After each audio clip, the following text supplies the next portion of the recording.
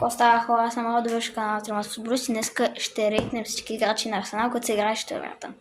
И това клип ще го разделим на две части, тъй като нямам да я толкова време да дам рейтинги за всички играчи. Първо почваме с вратаря Дивитера. Оценка 5. Нямаше какво да прави. Нито един изстрел не отправиха Евертън, така че му слагам оценка 5. Уилям Салиба, оценка 6.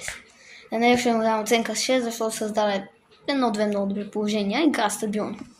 Пьер Енкапие, оценка 5. Попита да се създаде човека нещо, но просто той не е се още за отбора на Арсенал, но няма колко просто. Никой няма. Всички са контузини. Калафиори, оценка 5. Също се отнася... Той игра по-добре, но обаче нищо особено създаде. Юриен Тимбър, оценка 6. Той беше единственият човек, който успя да създаде много положения. Абонирайте се за част 2.